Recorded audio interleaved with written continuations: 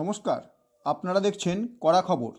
এখন কড়া খবরে দেখুন, আন্তর্জাতিক দাবা দিবসে কলকাতা সেন্টার ফর ক্রিয়েটিভিটিতে FICCI লেডিজ অর্গানাইজেশন কলকাতা চ্যাপ্টারের কোলাবোরেশনে অনুষ্ঠিত হয়ে গেল third all Bengal rapid chess tournament for person with ডিসেবিলিটিজ।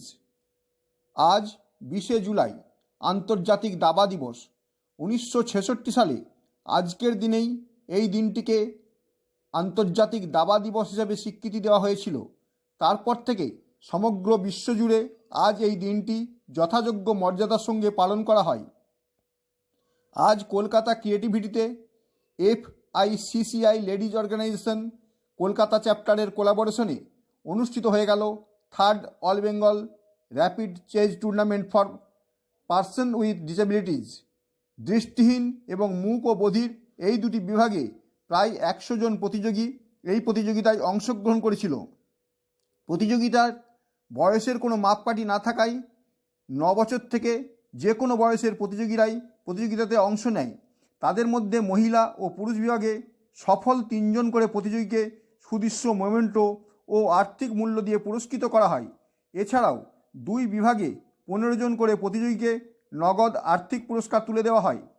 তাছাড়াও সবচেয়ে কনিষ্ঠ প্রতিযোগীকে নগদ আর্থিক পুরস্কার এবং সবচেয়ে বেশি বয়সের মহিলা প্রতিযোগীকে আর্থিক পুরস্কার তুলে দেওয়া হয়। পুরস্কারগুলি তুলে দেন FICCI লেডিজ অর্গানাইজেশন কলকাতা চ্যাপ্টারের চেয়ারপারসন মানসী আগরওয়াল। সমগ্র টুর্নামেন্টের পরিচালনায় এবং চিফ আরবিটরের দায়িত্ব পালন করেন নিলয় চক্রবর্তী, যিনি সম্প্রতি কাজাকিস্তানে আয়োজিত টুর্নামেন্টে অফিসিয়ালি ভারতের হয়ে প্রতিনিধিত্ব করে এসেছেন। এখন কড়া খবর শুনুন, কাজাকিস্তানে ইন্ডিয়ার official FIDE chess olympiad for the person with disability সেই নিলয় চক্রবর্তী আজকের টুর্নামেন্ট ও কাজাকিস্তানে প্রতিনিধিত্ব নিয়ে কি বললেন। আজকের ডেটটা হচ্ছে ইন্টারন্যাশনাল চেস ডে। বেসিক্যালি আজ উইকডেজ বলে আমাদের যে নর্মাল যারা প্লেয়ার আছে তাদের সবারই এই সেলিব্রেশনটা ইয়েস্টারডে হয়ে গেছে। আজকে যে আমাদের ইন্টারন্যাশনাল চেস ডে অর্থাৎ 20 জুলাই, সেখানে আমরা এই নিয়ে থার্ড টাইম এটাতে আমরা আজকে সেলিব্রেট করছি। এখানে খেলছে ভিজুয়ালি চ্যালেঞ্জ এবং হিয়ারিং ইম্পেয়ার্ডে আমাদের প্লেয়াররা। এখনও পর্যন্ত এখানে হাইস্ট রেকর্ড হয়েছে প্রায় 82 ভিজুয়ালি চ্যালেঞ্জ, আর আমাদের যিনি মানে ডিফারেন্ট লেভেলদের মধ্যে পড়ছে যারা হিয়ারিং ইম্পেয়ার্ড তারা আছে 33। অর্থাৎ টোটাল আমাদের এতজন প্লেয়ার দুটো গ্রুপে খেলছে। আর এই যে খেলার শেষে এদের জন্য কি ব্যবস্থা রয়েছে? আচ্ছা, প্রথমত আমাদের খেলাটা শুরু হওয়ার কথা ছিল 11টায়, কিন্তু কিছু ফর্মালিটি এবং কিছু বাধ্যবাধকতা থাকার জন্য ওদের প্রতি সহমর্মিতা বা সহানুভূতিশীল হয়ে থাকি আমরা। তাদেরকে অনেক দূর দূর থেকে আসতে হয়, কোথাও একটু বৃষ্টিপাত হয়েছে, প্লাস কালকে বিশ্বকাপ হয়েছে আপনারা জানেন, সেজন্য অনেকে ঘুম থেকে উঠতে দেরি হওয়ার জন্য আমরা খেলাটা শুরু করছি 12টার সময়। এটা ইনঅগারেট করেছে আমাদের ইন্ডিয়ার second grandmaster Arjun awardee Dibyendu Barua, এবং এই পুরস্কারে আমরা ক্যাশ প্রাইজ রেখেছি এবং ফার্স্ট সেকেন্ড থার্ড যারা হবে উভয় সেকশানে আমরা তার যেটা ভিজুয়ালি চ্যালেঞ্জ এবং হিয়ারিং প্যাডে ফার্স্ট সেকেন্ড থার্ডে আমরা ট্রফি প্লাস ক্যাশ প্রাইজ তো আছেই, ট্রফিও দিচ্ছি। আমরা টোটাল 15 জনকে প্রাইজ দিচ্ছি 2 সেকশানে মিলে, এবং গার্লস যারা আছে তাদেরও আমরা ফার্স্ট সেকেন্ড থার্ড আলাদা করে আমরা পুরস্কার দিচ্ছি। গতবারের থেকে এবারে আমাদের পুরস্কার বাবদটা মানে মূল্যটা একটু আমরা বেশি রেখেছি। তারপরে সকালবেলা ওরা আসার পরে দূর দূরান্ত থেকে তাদের ব্রেকফাস্ট তারা খাওয়ার পরে একটু দেরি হয়েছে খেলাটা শুরু করতে, তো এখন পর্যন্ত স্মুথলি চলছে দাদা। এবং আমাদের যে গ্র্যান্ডমাস্টার দিব্যেন্দু বড়ুয়া তিনিও করে তিনি দেখে খুব খুশি হয়েছেন এবং তিনি আমাদের খুব সার্টিফাইড করে গেছেন। এইরকম আমরা ফিডে চেস যেটা হয় যে ইন্টারন্যাশনাল চেস ডেতে এত সংখ্যক প্লেয়ার এর আগে হয়। দাদা, এই যে ফিডারেটেড খেলা এটা সারা বিশ্বে ফিডারেটেড নয়, এটা নর্মাল ওপেন চ্যাম্পিয়ন। এটা সারা বিশ্বে একই পন্থাতে খেলাটা হয়, একই পদ্ধতি হয়। সুইস লিগ পদ্ধতিতে খেলা হয়। দুটো section, একটা হচ্ছে ধরুন ফিডে রেটিং, আর একটা হচ্ছে নর্মাল ওপেন এজ। এটা হচ্ছে ওপেন এজ গ্রুপের টুর্নামেন্ট হচ্ছে। দীর্ঘদিন ধরে আমরা দেখতে পাচ্ছি আরবিটর হিসেবে আপনি যে খেলা পরিচালনা করেন, এবং সেটা শুধু নয়, ইন্টারন্যাশনাল ক্ষেত্রেও আপনার পরিচালনা আছে। সম্প্রতি আপনি কাজাকিস্তান থেকে ঘুরে এলেন, সেখানকার অভিজ্ঞতা কি বলবেন? অ্যাকচুয়ালি আমি আরবিটার মানে যে চেসের যে জাজ অ্যাজ ওয়েল অ্যাজ আমি কোচও। আমি একটা দুটো সেকশনে আমি কোচিং দিই, একটা জেনারেলদের যেমন দিই, আমি বিভিন্ন স্কুলে পড়াই। এছাড়াও আমি যারা ডেফ এবং ব্লাইন্ড তাদেরও আমি চেস শেখাই। যার ফলে এই বছর আমি এর আগে আমি মঙ্গোলিয়াতে এশিয়ার ডেফ চেস চ্যাম্পিয়নশিপে কোচ হিসেবে গেছিলাম। আর এইবার আমি অফিসিয়াল হিসাবে আমাদের যেটা ফিরে চেস অলিম্পিয়াড হয়েছিল, যেটা ফিরে অর্গানাইজ করে, সেটা কাজাকিস্তানে, সেখানে আমি ওদের সাথে অলিম্পিয়াডে অফিসিয়াল হিসেবে গেছিলাম। কিন্তু সেটা শুধুমাত্র ব্লাইন্ড বা ডেফ নয়, সেটা পুরোটা হচ্ছে পার্সন উইথ ডিসএবিলিটিস। অর্থাৎ সেখানে আপনার সেরিব্রাল প্যালসিও আছে, ডেফ আছে, আমাদের ভিজুয়ালি চ্যালেঞ্জ আছে, তারা প্রত্যেকে মিলেই খেলে। তো এইবার আমরা কাজাকিস্তানে গেছি, আমরা সে আমেরিকা থেকে, চীন থেকে, রাশিয়া থেকে প্রত্যেক প্লেয়ারই এসে আমরা প্রায় 9 দিনের মতো ওখানে ছিলাম। এবং আমাদের এইবারের পারফরমেন্সটা খারাপ সেটাও যেমন বলবো না, আর খুব ভালো তাও বলবো না, কারণ প্রথম বলে আমরা একদম গোল পেয়েছি। সেখানে ইন্ডিয়া থেকে আপনি কজনকে নিয়ে গেছিলেন? ইন্ডিয়া থেকে আমি 6 জনকে নিয়ে গেছি। ছজনকে। তার মধ্যে তারা হচ্ছে পারফরমেন্স হচ্ছে খারাপ খুব একটা করে না, কিন্তু তারা কি সেখান থেকে কোনো প্রাইজ জিতে এনেছে? হ্যাঁ, একটা মেডেল পেয়েছে। এবং ওখানে আমাদের কিন্তু প্রত্যেকেই রেটেড প্লেয়ার ছিল, মানে কেউ আনরেটেড প্লেয়ার হিসেবে কোয়ালিফাই, সব রেটেড। এই রেটিংটা কিন্তু ফিডে থেকে যখন দেওয়া হয়, এটা ধরুন ফিডে থেকে জেনারেলদেরও যেমন দেওয়া হয় এবং ডিফারেন্টলি এবেল পার্সন তাদেরও দেওয়া হয়। তা এই ফিডে থেকে রেটিং পাওয়াটার মধ্যে কোনো শিথিলতা থাকে না, যে তারা ব্লাইন্ড বলে তাদেরটা একটু শিথিল আর তারা ডেপ বলে একটু শিথিল, তা নয়। একই পদ্ধতিতে একই মাপে টুর্নামেন্ট থেকেই তারা রেটিংটা পেয়ে থাকে। আর এ ব্যাপারে আর কি অভিজ্ঞতা ওখান থেকে সঞ্চয় করলেন? অভিজ্ঞতা হচ্ছে কি বলবো, যে এরা শুধু মানে কি বলবো, দে ক্যান ডু এ লট।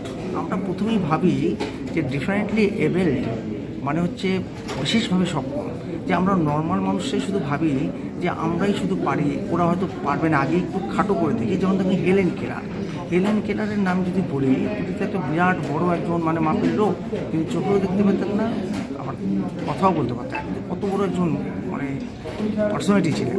তাই এরা দে ক্যান ডু এ লট। যেমন আমার এখানে প্রায় 9-10 জন রেটেড প্লেয়ার আছে, এবং তাদের মধ্যে কেউ কেউ আছে ইন্ডিয়া রিপ্রেজেন্ট করছে। ডেপদের মধ্যেও আমাদের 2 জন রেটেড প্লেয়ার আছে। সুতরাং কোনো অংশেই তারা কম না, they can do a lot if they are trained properly, nobody can stop them. প্রবলেমটা হচ্ছে এখানে ভেরি ল্যাক অফ স্পন্সরশিপ, যার ফলে ধরুন আমি 4 দিনে হতে 4টি জেনারেল টুর্নামেন্ট করলাম, একটা হয়তো ডিফারেন্টলি এবেলদের টুর্নামেন্ট করলাম, আবার একটা ডিফারেন্টলি এবেল টুর্নামেন্ট হয়তো 23 তারিখে হবে। এরকম যদি আমাদের টুর্নামেন্টটা জেনারেলদের মতো আমরা করতে পারতাম, তাহলে আমাদের নাম্বার অফ প্লেয়ার্স আরও বড় আকারে ফিরে আসতো, মানে উঠিয়ে আনতে পারতাম জেনারেলদের সাথে। আর আপনারা জানেন এই মুহূর্তে সারা ভারতবর্ষে সবচাইতে বেশি যদি অর্নামেন্টটাকে খেলাতে, যে খেলাটা তার নাম হচ্ছে চেস, এবং যেখানে প্রায় অলমোস্ট সব কান্ট্রি খেলে। ফলে এখানে আমাদের ভারতবর্ষে এটা একটা গর্ব। সেই ভারতবর্ষের গর্বের ক্ষেত্রে বেশিরভাগই থেকে জেনারেলদের থেকে আসে, কিন্তু আমাদের কিন্তু ডিফারেন্টলি এবেলদেরও আছে। যেমন আমাদের ডেপদের মধ্যে মালিকা হান্ডা আছে, আবার ব্লাইন্ডের মধ্যে দর্পণ ইরানি আছে, তারপর আমাদের ঈশান আছে, বাংলার মীরা চক্রবর্তী আছে, বড় বড় খেলোয়াড়রাও কিন্তু আছে। সুতরাং তাদের যদি আরও বেশি টুর্নামেন্টের চান্স দেওয়া যায়, তারা আরও অনেক। দাদা, দীর্ঘদিন তো খেলা পরিচালনা করছেন, সেখানে পরিচালনা করতে গিয়ে এই ডিফারেন্ট এবেলদের ক্ষেত্রে কি কাউকে গ্র্যান্ড মাস্টারের জন্য করতে পেরেছেন? আছে, অনেক গ্র্যান্ড মাস্টার হওয়ার মতো অন্তত সম্ভাবনা আছে ভারতবর্ষে। যেমন আমি বলতে পারি মালিকার কথা, আমি বলতে পারি ঈশানের কথা, আমি বলতে পারি আমাদের যে দর্পণের কথা। কিন্তু they have to play too much tournament, but they needs money. Government has to come to help them, otherwise যেহেতু এরা ডিসেবলড, সেহেতু আর্থিক দিক থেকেও যেমন পিছিয়ে রয়েছে, তারপরে বাড়ির দিক থেকেও অনেকটা পিছিয়ে থাকে। এখানে বেশিরভাগ যারা খেলতে আসে এমনও বাড়ি আছে, তারা একেবারে মানে ক্যামেরার সামনে দাঁড়িয়ে বলতে হয়তো একটু আমার ঠোঁটে বাজছে, বিলো পোভার্টির লাইনও আছে। কিন্তু দেখুন, গরিবত্বটা কোনো মানে মজা বা হাসির ব্যাপার না। তারা অনেস্টলি কাজ করে গেছেন, কিন্তু তাদের টাকার প্রচণ্ড অভাব, যার জন্য ছেলে মেয়েদের ঠিক মতো প্রশিক্ষণটা দিতে পারছে না। প্রশিক্ষণ কি, তারা প্রশিক্ষণ দেবে, তাদের অনেক সময় খাবারটাই তো আসল ব্যাপার। বাবা কাজ করে নিয়ে আসা, নিয়ে যাওয়া লোকটা কোথায়, এটা হচ্ছে প্রবলেম। তাদের জন্য নিয়ে আসা লোক কোথায়? এবার ক্রেতার বাবা হয়তো কেউ এখানে যারা কাজ করতে গেছে ওই ইনকাম দিয়ে তার সংসার চালাতে হবে, ফলে তাদের যদি একটু গভর্নমেন্ট সহায়তা করে তাহলে আরও অনেক উঁচুতে তারা উঠতে পারে। আজকের টুর্নামেন্টে বেহালা ব্লাইন্ড স্কুল থেকে যোগ দিয়েছিলেন সুকলাল হেমব্রমের প্রতিনিধিত্বে বেশ কয়েকজন প্রতিযোগী। এখন শুনুন সুকলাল হেমব্রম কি বললেন। এখন যা দেখা যাচ্ছে যে আমাদের স্কুলেও মানে আমি লাইট হাউস করতে ব্লাইন্ড টালিগঞ্জ থেকে, তো সেখানে এরাও আমার যে স্টুডেন্টগুলো আছে এরা কিন্তু নর্মাল সাইটেড মানে যারা দেখতে পায় তাদের সাথে ওরা খেলতে পারে। তার মানে আমাদের এখানে ট্রেনিং যেভাবে দেওয়া হয় বা এগিয়ে আসছে, এরা মোটামুটি ইন জেনারেল পরবর্তীকালে এরা নর্মালভাবে মানে সাইটেদের সাথে খেলতে পারে, সেটা নিয়ে কোনো অসুবিধা নেই, কিন্তু মানে একটু গাইডলাইন দিতে হবে। সেই গাইডলাইন দিতে গিয়ে আপনারা কোন কোন বাধার সম্মুখীন হচ্ছেন? আর সম্মুখীন মধ্যে এখন মেন এদের অর্থনীতির দিকটা। শুধু আমরা যেহেতু আমাদের এখানে রেসিডেন্সিয়াল স্কুল আছে, তাই জন্য আমরা যতটুকু পারি ওদের কাছে থাকি এবং সেইভাবে ওদের মানে কি বলবো যে সাপোর্টটা দিতে পারি। কিন্তু বাড়ি চলে গেলে এদের পুরো আবার নীল, এই যে এই প্রবলেমটাই হচ্ছে। তার মানে যখন আমাদের কাছে থাকছে সব কিছু ঠিক আছে, বাড়ি যখন চলে যাচ্ছে আবার সেই সাদা খাতা মতন চলে আসছে। এই যে এটা যেমন বাড়িতে খুবই মানে ইন্টেরিয়ার থেকে আসছে, তো খুবই গরিব পরিবার থেকে আসে, তাই জন্য একটু সমস্যা। কোর্সের ক্ষেত্রে আমরা দেখেছি সব ক্ষেত্রেই সরকারি সহায়তা আছে। আপনাদের এই ব্লাইন্ডরা বা অন্যান্য ডিসেবলরা যখন খেলাগুলো অংশগ্রহণ করছে চেয়ে যেতে, তাদের ক্ষেত্রে কি সরকারি সহায়তা কিছু এখন পর্যন্ত আছে? না, সেইভাবে মানে এইখানে যে এনজিওগুলো আছে তারা মোটামুটি প্রোগ্রামগুলো করে, কিন্তু আমাদের যেহেতু আমরা স্কুল থেকে আনি এদেরকে, তো সেখানে তো থাকা বা মানে খাওয়া এগুলো পাচ্ছি, কিন্তু এইখানে যারা এনজিওর মাধ্যমে করে গভর্নমেন্ট থেকে নিজস্ব সেইভাবে করেন না। আগে হতো কিন্তু গভর্নমেন্ট থেকে, কিন্তু এখন অবধি সেইভাবে বর্তমানে হয় না। আর না হলে তো অসুবিধা ছিল না, সেই গভর্নমেন্ট থেকে হয়ে গেলে একটা জায়গা বা ওদের প্ল্যাটফর্ম একটা থাকবে, সেখান থেকে মোটামুটি প্র্যাকটিস বা কিছু এর জন্য গভর্নমেন্টের কাছে গিয়ে আবেদন জানাবেন? এগুলো তো কিছু করা হচ্ছে, বিভিন্ন স্কুল থেকে আমরা ডিমান্ড করছি, তা বাচ্চারা ওদের নিজস্ব অ্যাসোসিয়েশন যেগুলো আছে সেখান থেকে বলা হয়, কিন্তু সেইভাবে রেসপন্স করে। নবদ্বীপ এপিসি ব্লাইন্ড স্কুলের প্রিন্সিপাল বাসুদেব চ্যাটার্জি বেশ কয়েকজন প্রতিযোগীকে আজকের প্রতিযোগিতায় এনেছিলেন। তিনি কি বললেন তাই শুনুন এখন। আমি বাসুদেব চ্যাটার্জি, নবদ্বীপ এপিসি ব্লাইন্ড স্কুলের প্রধান। অত্যন্ত ভালো লাগছে এই কারণে যে দাবায় একমাত্র খেলা, বিশেষ করে দৃষ্টি প্রতিবন্ধীদের যারা ইনডোর গেম খেলতে পারে, যেহেতু এরা চোখে দেখে না, তাহলে এদের পক্ষে এইটা খেলে এরা বহুদূর পর্যন্ত অ্যাচিভ করতে পারে। মিস্টার নিলয় চক্রবর্তী, যিনি চিফ আরবিটার, তিনি আমাদেরকে দায়িত্ব দিয়েছেন করবার এটা। আমরা আমাদের স্কুলে ইতিপূর্বে ন্যাশনাল 16টা রাজ্যকে নিয়ে করেছি, এবছরও 12 জন ছাত্রছাত্রীকে নিয়ে এসেছি। আশা করি এই খেলা কেএসসিসি যেটা করছে সেটা যদি ধারাবাহিকভাবে চালিয়ে যায়, তাহলে আমাদের ছেলেমেয়ে তথা সারা বাংলার একটা বিরাট জায়গা। অত দূর থেকে আপনি এসেছেন, কতজন ছেলে মেয়েকে নিয়ে এসেছেন? আমাদের মোট 12 জন ছাত্রছাত্রী এখানে এসছে। তাদের মধ্যে কি আশা করছেন? আশা করছি অলরেডি প্রথম 10-এর মধ্যে 2 জনকে আশা করছি। হ্যান্ডিক্যাপড ডেভেলপমেন্ট অ্যাসোসিয়েশনের সেক্রেটারি সুমন্ত ঘোষ আজ কয়েকজন প্রতিযোগীকে নিয়ে প্রতিযোগিতায় অংশগ্রহণ করেন। তিনি কি বললেন তাই শুনুন এবার। আমার নাম সুমন্ত ঘোষ। আচ্ছা, ওর নাম সুমন্ত ঘোষ। বলছে ওই হ্যান্ডিক্যাপ ডেভেলপমেন্ট অ্যাসোসিয়েশনের সেক্রেটারি, ওর নাম হচ্ছে সুমন্ত দাস। আপনাদের যে টুর্নামেন্ট কবে হবে? আপনাদের টুর্নামেন্ট কবে? দাঁড়াও না, ওকে বলতে। 12 বছর অল্প কল টুর্নামেন্ট বলছে ওদের এই বছর নিয়ে 12 বছর ধরে অর্গানাইজ হচ্ছে। ওরা বেসিক্যালি ওই ব্লাইন্ড মানে ভিজুয়ালি চ্যালেঞ্জ আর ডেপথে নিয়ে করে। ওরা অর্থোপেডিক্যালি এটা সামনের বছর করবে। এটা নিয়ে ওদের 12 বছরের টুর্নামেন্ট হচ্ছে। আজকের খেলায় ডেপুটি চিফ আরবিটরের দায়িত্ব পালন করেন সায়ক চক্রবর্তী। তিনি কি বললেন আজকের খেলা সম্পর্কে তাই শুনুন এখন। হ্যাঁ, একদম সেই উপলক্ষেই আমরা আয়োজনটা করেছি।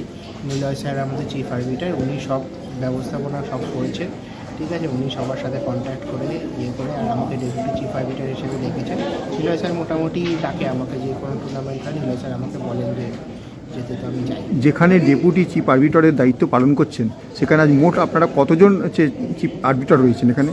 আচ্ছা, আমরা টোটাল আরবিটার আছি হলো কি 4 জন। নিলয় স্যার চিফ আরবিটার, আমি ডেপুটি চিফ আরবিটার, আর স্বপন স্যার আছে, প্রীতম দা আছে। ওরা হলো কি আপনার নর্মাল আরবিটার, আর মানে হেল্প করছে।